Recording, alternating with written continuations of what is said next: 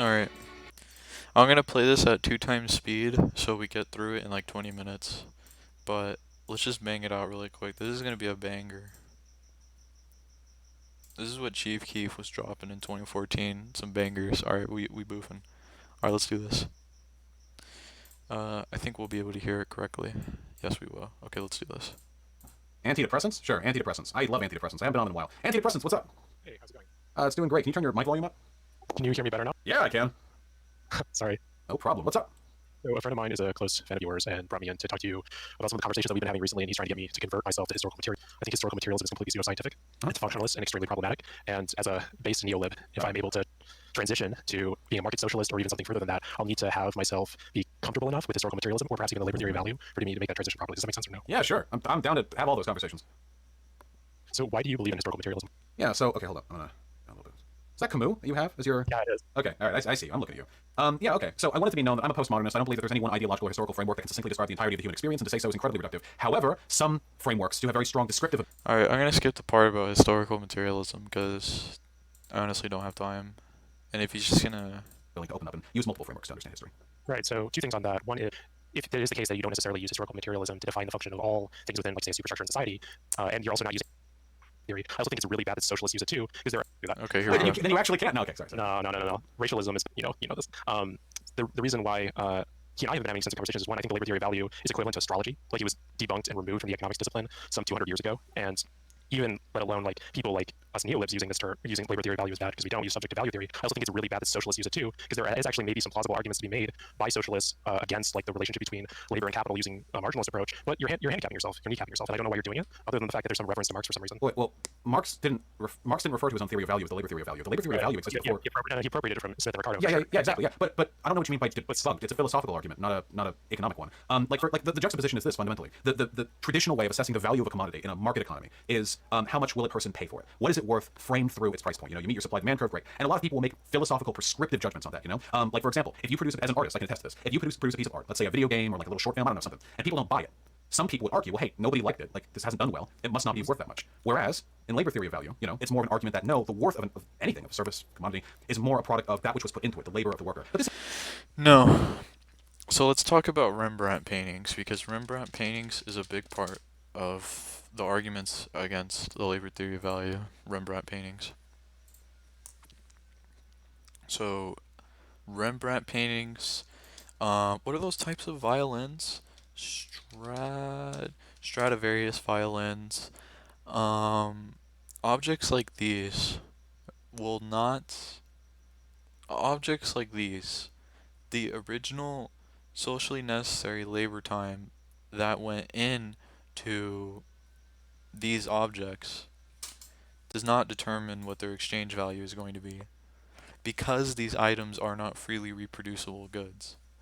Because these items are only one of a kind, or like with Stradivarius violins, they're only a certain type, and there's only a certain number.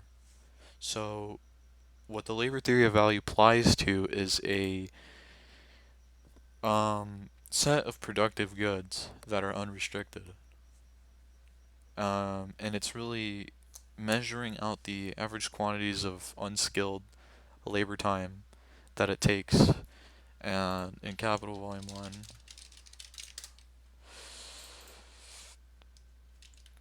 Marx talks about simple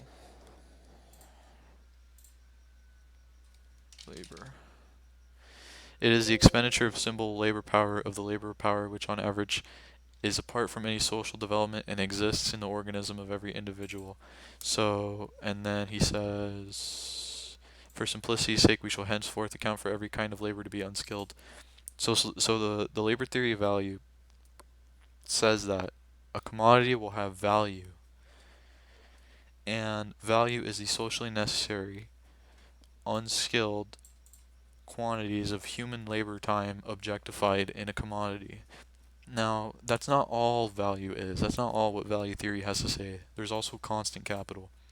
So constant capital is originally derived from just variable capital plus surplus value. So originally derived from just working and receiving a wage and then surplus value. How does stuff like the branding affect it? We can't freely reproduce Nike shoes. The problem with branding is that branding affects the ability for it to be a freely reproducible good. So the exchange value would be manipulated. The exchange value would not represent its value. It would not be sold as value anyway. It's gonna be tomorrow, Max. I thought today was Monday. But yeah, anyway, it's about the socially necessary quantities of unskilled human labor time that it takes. Okay. This is philosophy, not like hardline economics. You couldn't debunk this any more than you could debunk like a stoicism. You can make arguments against it certainly, but I think it's valuable because when I look at things through a labor perspective, like labor theory of value perspective, I gain a different vantage point from which I can assess what things probably should be valued at. But it's just an argument. I don't think it's like a mathematical formula or anything like that. If people are using it that way, I don't. It has. Okay, it has nothing to say what things should be valued at. It's not Marx, Ricardo, and Smith weren't saying this is what things should be valued at. You know, they were just simply saying this is the origin of value, and all exchange values are simply from the origin of value. Everything that you pay for that isn't productive labor, your bookkeeper, non-productive labor is just going to be taxes on surplus value. So Marx just simply believed that all value was originated in the productive sector. Nothing to do with price after all. It's just it's just an argument to value. Right. I mean, the argument is that capitalists are able to extract the surplus value from the laborers because of enclosure and the private property relationship and the reserve value of laborers and all this stuff. But one of the things that kind of frustrates me is, well, twofold. One is there's no way, even philosophically or economically, that the labor theory of value can overcome the paradox of value described by Karl Menger in the 1800s. And furthermore, like quite frankly, like you're harming your argument. Like the expression of profit in capitalism could be because of some like labor theory of value, but it doesn't need to be the living and embodied labor within Okay, you don't need the labor theory of value to explain exploitation. You can explain exploitation very easily.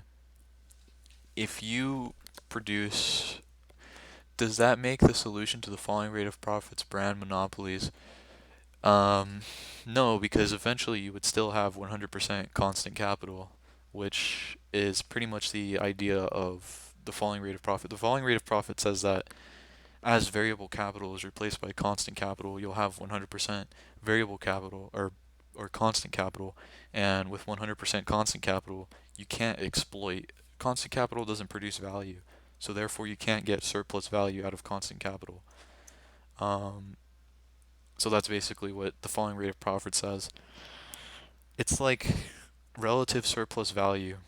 Well, yeah, I mean he knows more about economics than Vaush, obviously. a finished good or service. Profit can occur when the capitalist doesn't pay the worker equal to their marginal productivity. My argument is that under like neoliberalism, this trend moves towards like the worker being able to parity or reach that equilibrium price point. But you can make the argument that until that occurs, like it's still exploitation. And furthermore, just out of curiosity, what here debunks what I've said? There are different interpretive frameworks that we can use to determine what is value, what is exploitation. But this isn't a difference in economic theory. This is just a matter of how we value people's labor, what we think is important, what we consider exploitation to be. No. I completely reject that. So I think the difference between the two is between astrology and astrology. Like I think But the brands get to sell above value. The thing is eventually what the theory says is that eventually you will have 100% constant capital, and with competition, um, industries will move closer and closer to selling to value as relative surplus value gets bigger and bigger.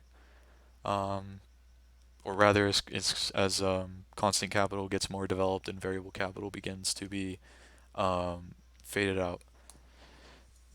So in competition, you'll eventually have the selling of commodities at value. Um, think that these are completely separate categories of things. One of them is like us looking at the stars and like having some nice like thoughts to ourselves about whether or not we're going to fall in love with the person who fancies us because we live under like this Okay, star sign. And the other one is like we know that subjective value is the determinant of like what something is valued at. It doesn't necessarily have to be the price either. Like value is a philosophical question. It's not something that you can determine on a line chart. It's 100. okay, value is absolutely something that you can determine mathematically. I don't remember. I don't remember exactly where it's at. Fuck. I don't remember exactly where it's at. It's by the part where he calculates the rate of exploitation. It actually might not even be in towards a new socialism. But yeah, value is quantifiable. there is actually a part where he calculates the um the conversion from simple into complex labor, and he does this with the example of with the student. And then he uses that as part of his labor voucher, like ABC grade theory that he talks about. But you can't bleed a stone. I'm gonna be real with you. Finance, capital, and rent is cringe. Rent is literally just robbery. 100% philosophy. It has nothing to do. Value. We're not talking about price. I'm not arguing for price theory here. Value is 100% prescriptive. It's entirely what we imagine worth to be. It's all up here. I don't know. There can be no difference here between astrology and astronomy because nothing here is fundamentally empirical. Nothing associated with LTD is empirical. Nothing associated with the philosophical concept of value is empirical. Okay, so one, maybe I'm misunderstanding what you're trying to, but I disagree with that, and I'm trying to like formulate my thoughts. The reason why I'm hesitant to agree with that is because of I guess two things. One is I do think that like you can't necessarily fully disentangle economic empirical reality Also, does Vaush ever change his shirts? Like I've seen him wear that shirt like 15 times. from philosophical like understandings of what value means. Like we can have an understanding of like certain things that exist out there in the world and why they're better or less good for like predictive purposes. From my point of view, like subjective value theory is incredibly useful for predictive purposes. So for example, like I have a flag from my grandfather. He passed away. He's a Navy veteran, and it sits in my room back home. And because I'm out of school right now, and I'm not selling that for any like amount of money in the world. And the value that like came from that isn't necessarily due to like the person who stitched it up or like the dead labor, i.e. Yeah, capital. it's an interpretive lens. It's not the single holistic way of determining value. It's just a way of looking at the world. There is no empiricism to be found here. I'm not talking about use value. What? What did you just say? I'm not talking about use value. Use values have existed since the beginning of human labor. Okay, clearly Vaush has no idea what he's talking about. There's no empiricism to labor theory of value. That's absolutely false. There have been a plethora of studies. I mean, I tend to disagree with Kleiman a lot, but Kleiman has definitely helped to empiricize the labor theory of value. At this point, other other inputs do not correlate as strongly to prices as value does. I'm not talking about what things should be priced at. I'm just talking about a different frame of analysis for determining what we should value things to be. There are people who value things based on how much labor has been put into it. The labor that goes into an item, commodity, or service does increase its value and price. There is a relationship between sentimentality, there's a relationship between the labor that's been put into an item, there's a relationship between what an item is used for and what it ends up Yeah, sentimentality. So basically, what the subjective value theory has to rely on is supply and demand and scarcity. But the thing is that people don't understand that the labor theory of value is about equilibrium prices, um, where supply is equal to demand. And Marx was extremely critical of supply and demand theory as an explanatory hypothesis, especially when it comes to equilibrium prices, because if you have an equilibrium price, there's no logic behind prices. So if we take supply and demand of diamonds, um, no, I'm looking for like a good, alright, whatever, I'll just use this generic chart without data. So if you have an equilibrium between supply and demand, there's no explanation to why a certain price is reached, and that's what Marx was trying to basically explain, is the explanatory factor behind supply and demand. Why is there an equilibrium price right here? Why is there not an equilibrium price um, with more quantity? Like let's say the price was lower, right? That would mean quantity would be greater. So yeah, supply and demand theory is it makes a lot of very dumb assumptions. being valued at. I don't understand. I'm not taking the position that this is some highly predictive way of determining the way in which this product will sell or how others will interpret it. I'm only saying that it's a lens of analysis. I'm not an economics major. I'm pretty strictly a sociology major, and I know my limitations. But the labor theory of value, as its value, as I understand it, is more about giving us a lens through which we can appreciate how some things in society may be under or overvalued. And by the way, you don't need to be an economics major to understand the labor theory of value.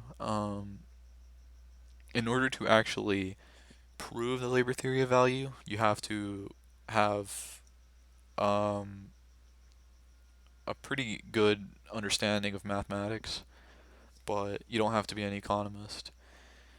I take an economics class, and in every instance, it is shown that supply and demand relationships only work in utopic circumstances.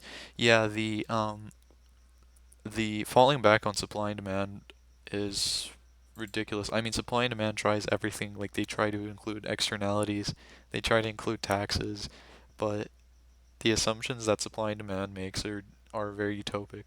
I take economics in school and they teach supply and demand biblical truth. once you critically examine it, it's really dumb. Based on market forces which may conflict with human need. This is, I don't see what astrology, astronomy, conflicts there can be between these things. Right. So the reason why I'm using those two terms, and again, I apologize for like using loaded language, and it's part of the reason why I didn't want to use loaded language, so that I wouldn't be hyperbole or overstepping like what I'm trying to say. The reason why I use that language is because in the old days we had astrology because we thought that this was something that was best usable to predict the value of goods and objects. But then as the economics profession progressed, we realized that the real thing that determines the value of a good or service and then approximately translates to the price, and we use price as a proxy obviously because we can never determine the true value of a good or service absent like interactions between human beings and us having conversations with them. But the reason why it's not the case anymore is because we know that the subjective value theory like includes two things. One is that for every Max, stop creating Minecraft videos and create LTV ones instead. I'm done. I'm just gonna make Minecraft like videos. thing that you consume, let's use water as an example. The last cup of water is more valuable to you than the next cup of water, depending on how much you've consumed, and you're going to probably be willing to pay for more of that if you're, say, like in the desert, versus if you're in versus like Yes, you're describing. like value. Yeah, you're describing a way in which value is influenced by something that isn't labor. I've never said that labor is the only thing that influences value. You keep acting. You did this as well with historical. Okay, so marginal utility relies on a straw man of the labor theory of value, which is that the labor theory of value um,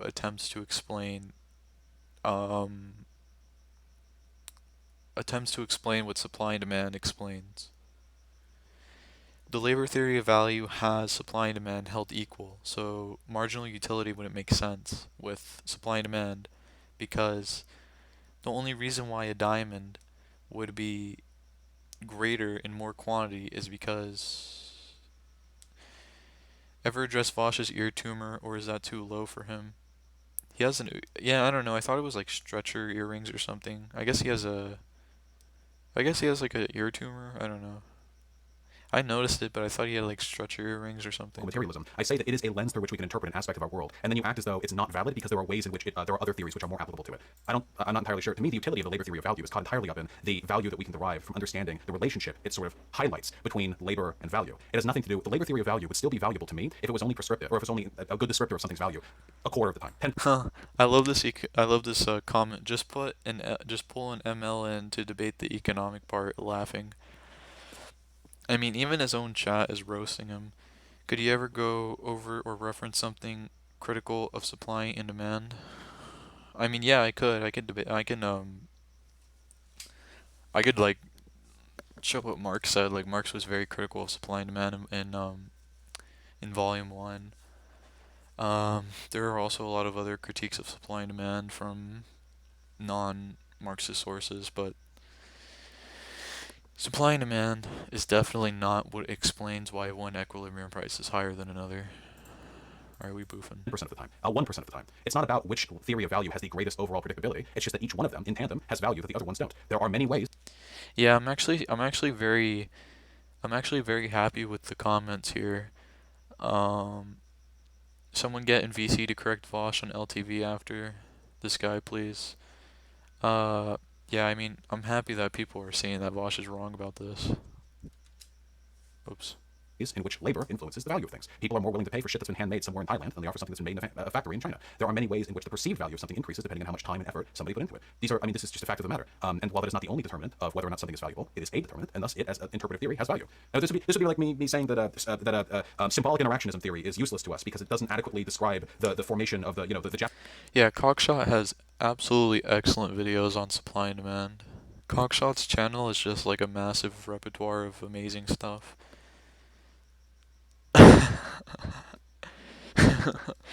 Basically this right here. Japanese shogunate back during the 11th century. Like it's okay. That's not its field. That's not its purview. Right. And I apologize. I don't mean to come across as if I'm like arguing in bad faith or anything like that or frustrate you. One of the things that I'm still trying to discern personally, and I know that you're guiding me through this, is two things. One is I agree with you that there might be multiple different theories that allow us to. Yeah, he did a response video to Marshall. The fact that Vaush is an up-and-coming leftist YouTuber while being so illiterate in theory and economics worries me. Honestly, I feel like the more popular you are, the dumber you are. In terms of these guys. I don't know, non-compete was a bit more better than Vaush, but Interpret the world that we live in. I think that any person who says that they've got the silver bullet most of the time is completely like wrong. because oftentimes we've been proven that there is a limitation to one specific theory versus other theories. But at the same time, for me, like as an econ major and like reading through this, and even like reading through not just neoclassical econ that's used by conservatives or neoliberals or progressives at say the Brookings Institute, but also like analytical Marxists like John Romer and Jan Elster, like it seems as though this is a handicap, and I don't know why it's something that's incorporated. Mainly because I think that it's not just Yeah, so something about me is I was actually an econ major for a little bit, and although being an econ major for um, 2 years definitely helped. Socialism is when you say trans rights. Although being an econ major for a bit definitely did help me. Um, Economics in higher education is just an absolute joke. Yeah, non-compete seems pretty cool. I think I judged him too much. We're just talking about the labor theory of value. Vaush's take on it. Yeah, non-compete is definitely like a genuine actual anarchist. Like that dude seems cool. 1% of the explanatory value that is explained by the labor theory of value. I think it's 0%. No, Harold, I only choose to stream at the most convenient times for everyone, which is like 1 a.m. in the morning. Get Luna Oi on the stream. Yeah. Okay, I mean, this is philosophy, not economics. Of course, it's not 0%. I'm not entirely sure what to say. It's a philosophical framework. There's no empirical. I don't know why he keeps saying it's philosophy and not economics. Like there is no philosophical induction or logical process that you go through with the labor theory of value. After that debate, he's like leftist Ben Shapiro. There are people who use the labor theory of value to attempt to make prescriptive judgments about what something should be worth in a monetary sense. But if we look at it purely as a determinant of value, we're not looking at something that can be empirically disproven. We're just looking at an interpretive framework with varying degrees of utility. I don't understand. What do you not agree that there can sometimes be utility in interpreting the value of an item based on how much labor went into its production? Oh, I completely disagree with that. Yeah. Okay, well, I don't. That's an empirically incorrect statement. I apologize. This seems to me like economics clashing with like philosophical principles here, because there's absolutely value in that. I don't understand Vaush needs to read Marx even just a little. Collar is wrong, but Vaush is also wrong. how you could say otherwise. Why, for example, do you think it might be beneficial for somebody to look at the commodities produced by an 18th century factory worker, see how they are priced, see what the wages are of the worker, and think there might be some sort of discrepancy here between what those items are being valued at and what their value might actually be? People use that lens of interpretation to form social movements, and those social movements ended up being massively influential in securing workers' rights in this country. That's an interpretive framework that serves utility. I just value is a purely philosophical concept. I don't understand what contention there is with this. Yeah, and so the reason why I think I'm confused, and I don't want to take up too much more of your time, is that, well, one, I know that you think that this is economics and philosophy just parting ways with one another, but and it's not necessarily disprovable that the labor theory of value can determine the price of the good. But then when I said like that it can't, You gotta do Colin someday, maybe someday. I don't know how I'd do that though. I'd probably have to make a separate Discord because I don't want to show my Discord. that there is an empirical measure or ability for us to interpret whether or not there is value in this like framework or lens. You said that it was empirically true that labor value determined the price or value. It's empirically true that you can get utility out of that framework, but I don't think there's any degree of empiricism when you're talking about I don't know if you're like a moral realist or something, but when it comes to this, I mean, it's just, people try to debunk this. To me, it's like debunking the idea that beauty is a virtue. How can one do such a thing? It's entirely an argument. You can make an argument back and forth on whether or not there's value to this or value to that. But you just said price. Like I'm not contending with price here. Do you believe that value and price are the same? No, absolutely not. Well, I don't know. I'm just not entirely sure what the issue is here. If there was some grounding sort of price determination component of LTV that you engage with before that you strongly disagree with, I'm not familiar with the specifics of that, and I'm not an econ major, and I try to stay out of econ broadly. Okay. Neoliberal econ at the very least. I try to make arguments from the perspective of a sociologist. But when it comes to this, like the idea of the value, you can't disprove the existence of utility being derived from interpreting value in a certain way. What is Yeah, value? what is value to me? Well, I think that value is purely subjectively. It's based on the interpretation of the individual. So that could apply to the effort that. Yeah, at this point, there's not really much. I expected a lot more, but there's not really much going on here. Imagine if Vaush read theory and ended up a Marxist-Leninist. That would actually be the best thing because he has like 80,000 subscribers. He seems to think philosophy doesn't say anything or something. Yeah. I don't know why he thinks that philosophy can never be like empirically correct. Well, not really empirically correct, but just intersubjective. That you feel like you put into something, right? Has sentimental value to it. It could be that, like, again, you're in the desert and you don't have very much water, and there's an increased amount of utility for you to like consume water relative to you owning a diamond. And that's the whole point of the water diamond paradox. I think it means a lot of things, but I think Okay, this guy literally just misrepresented the water diamond paradox so hard. So the water diamond paradox is a problem um in supply and demand theory because if you have an equilibrium price of diamonds and you have an equilibrium price of water, there has to be some explanatory hypothesis for the diamonds. Now, people who believe in marginal utility will claim that it's because it's simply a diamond itself, and it's simply because it has some kind of intrinsic value over water, but that just completely appeals to supply and demand. Yeah.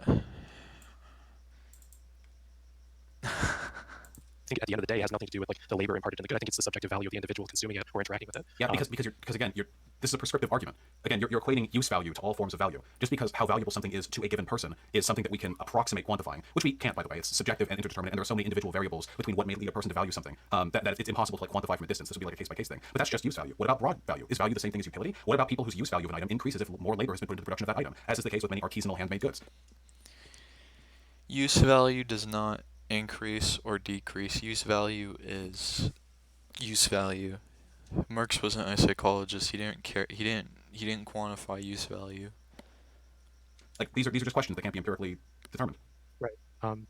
And the reason why like my buddy wanted me to talk to you is because I try my best to stay outside of just the neo-lit econ, quote unquote. I try also to read like Marxist thinkers and socialist thinkers to provide some robustness, because obviously I don't want to come to my conclusions based off of ignorance, and obviously I hope to be corrected someday. Because in ideal theory, I'm kind of aligned with G.A. Cohen on this stuff. Like I think that an idealism is probably the best thing ever, but empirically, like I just can't see it like matching together properly. But There's no empiricism. Yeah, I know you say that, but I think it's a disagreement. No.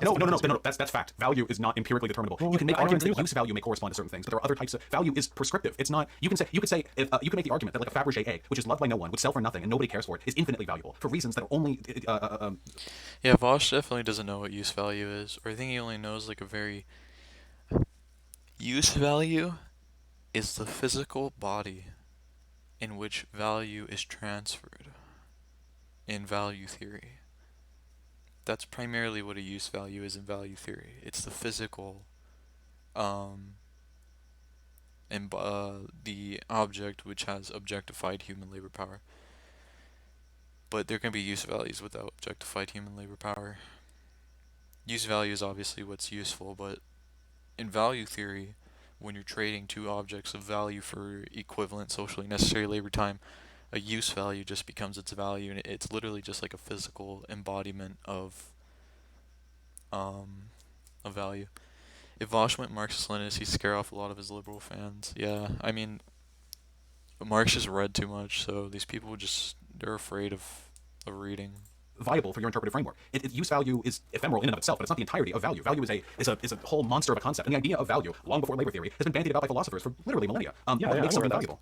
Yeah, I'm aware of that, but like the thing that again causes the contention here, I understand that price and value are absolutely not the same thing; they're categorically different from one another. We use price to approximate the value of something, but like the thing that really like threw me through a loop recently, and I'd love to get your opinions on this maybe, and if you're done with talking about like this stuff. We can hit one quick. Yeah. So what are your thoughts on analytical Marxism? What are your thoughts on John Romer and Jan Elster and those folks who don't believe in LTV, who are hardcore like subjective value theorists, who don't believe in historical materialism, and believe that like all this stuff? I'm not familiar with their works, but I mean, judging from what has been described of them, I would say I probably would disagree with them on some points. I'm not a philosopher. To me, all of this theory, analysis, Lenin framework, all this crap is just a tool that is given to us so that we can try to assess what's wrong with the world and then try to take steps to make that world better. There's incredible nuance to neoliberal economics and the best way to move within that system, and I respect that nuance. But as is the case with historical materialism, engaging with that nuance is, in a pragmatic sense, often significantly less important than recognizing that certain ideas or certain frameworks give us the power to change the world for the better.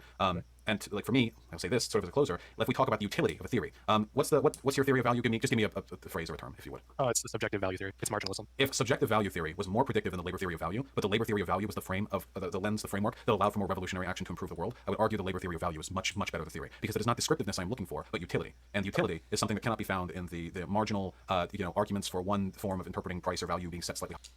This is an absolute joke. This is 100% an absolute joke. Why did he ever accept this debate? Why did he ever even attempt this? Why?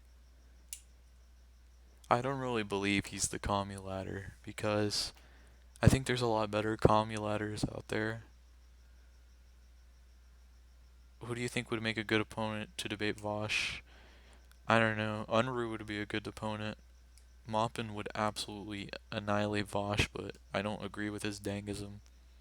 I mean, pretty much anyone who's like a genuine leftist would destroy Vaush.